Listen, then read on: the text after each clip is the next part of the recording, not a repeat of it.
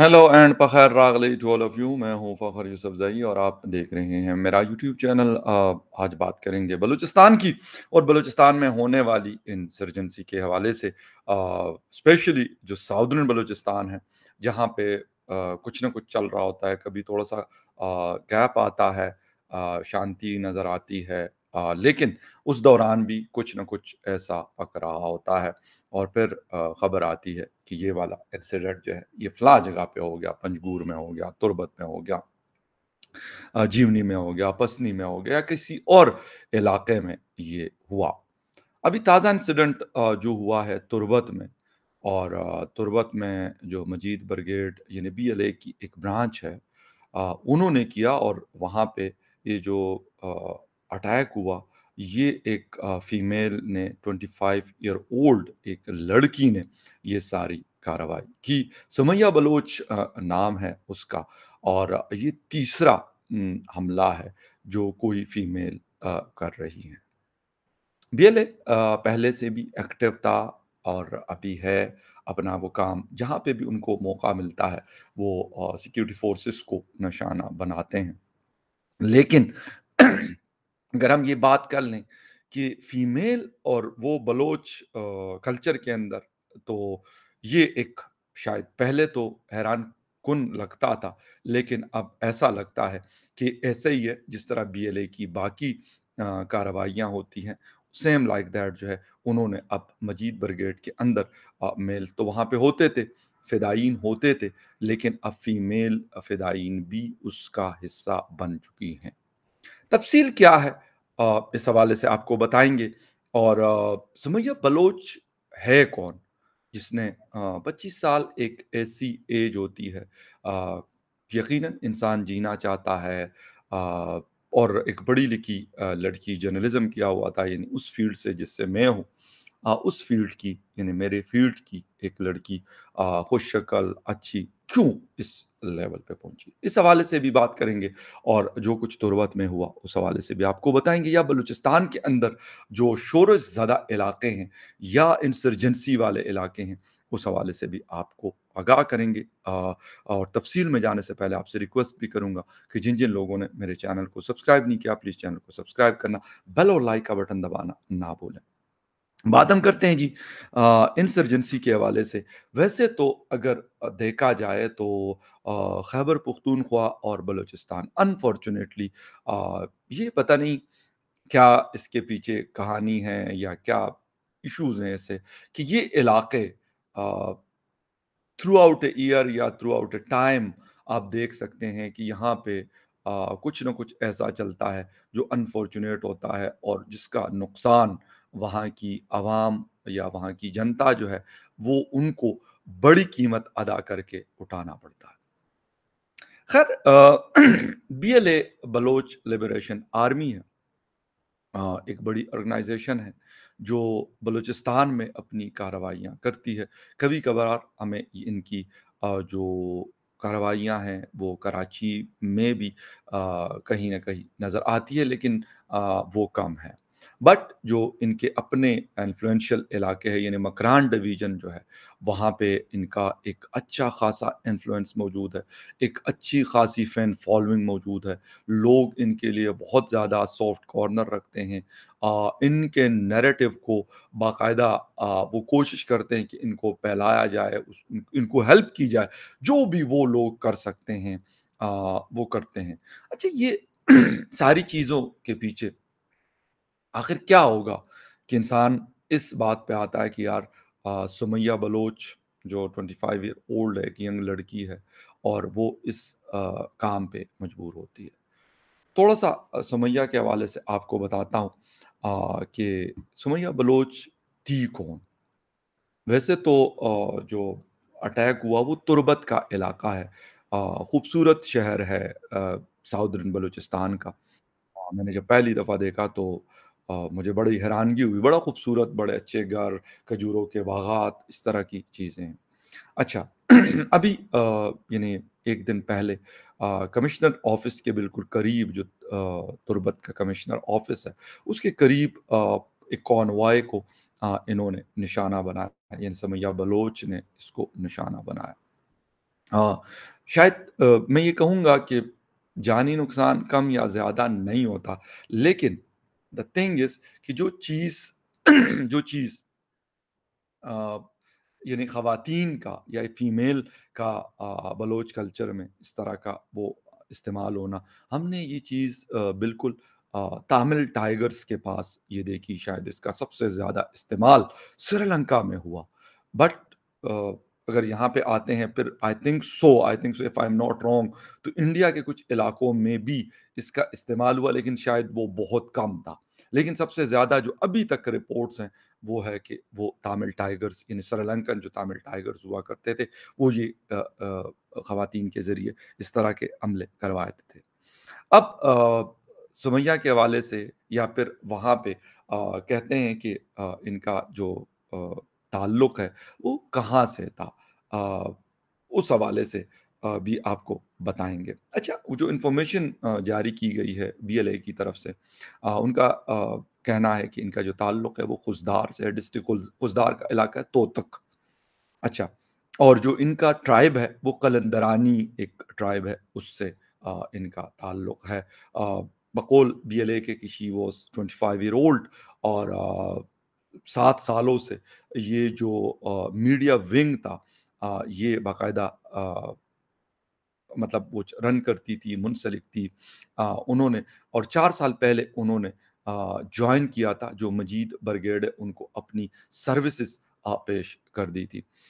इसके मुताबिक 5 साल तक वो इस तंज़ीम के यानी बीएलए के मीडिया विंग को भी अपनी खिदमात पेश करती रही या उनके लिए काम करती रही।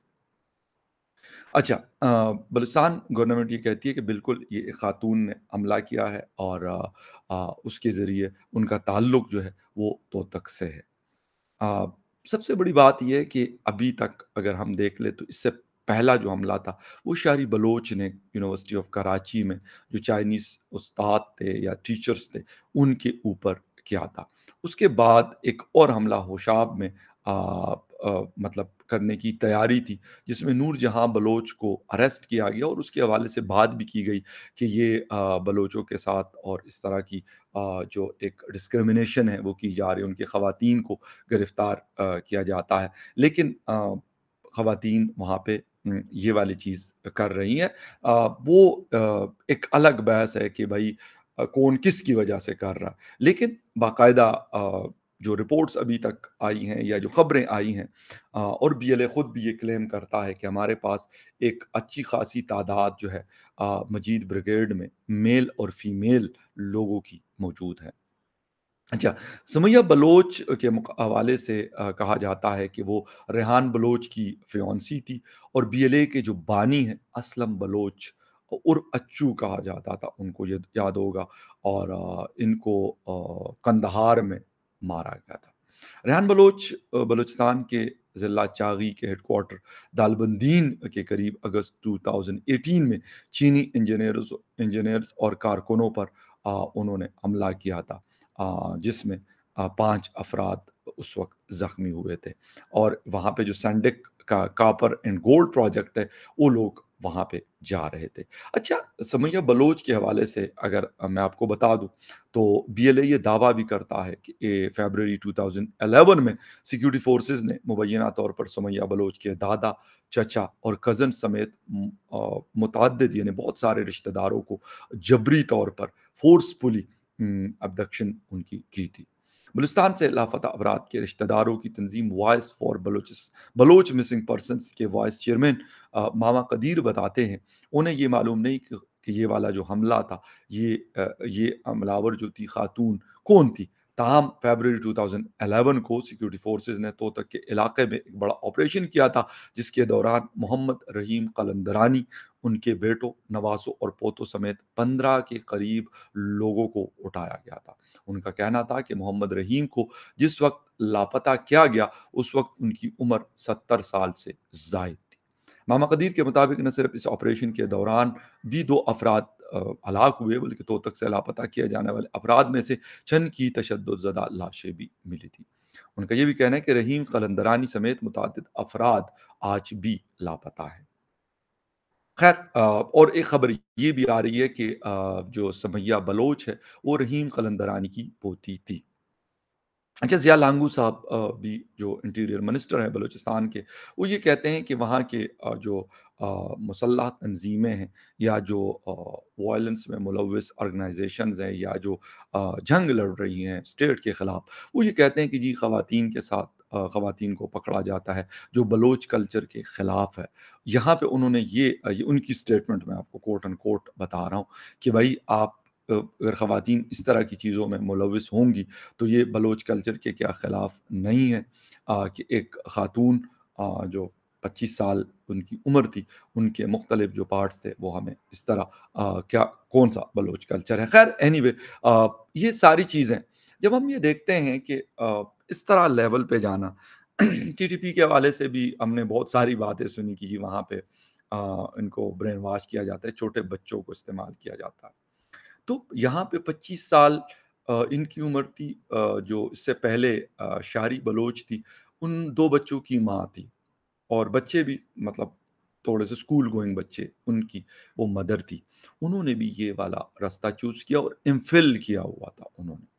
اب یہ والی ساری چیزیں جب ہم ٹی ٹی پی دیکھتے ہیں تو ٹی ٹی پی میں ہو سکتا ہے کہ کم تعلیم یافتہ یا بالکل تعلیم یافتہ لوگ نہ ہوں، مطلب جو اس طرح کی چیزیں کر رہے ہیں، بٹ جب ہم at other side of picture جاتے ہیں اور بی ایل اے یا پھر بلوچستان میں جو انسرجنسی سے چیزوں کو جوڑتے ہیں تو وہاں پر ہمیں یہ نظر آتا ہے کہ وہاں پہ جو میل ہو یا فیمیل ہو وہ کافی ایجوکیٹڈ لوگ یہ سارا کچھ کرتے ہیں اور اس کا حصہ ہوتے ہیں۔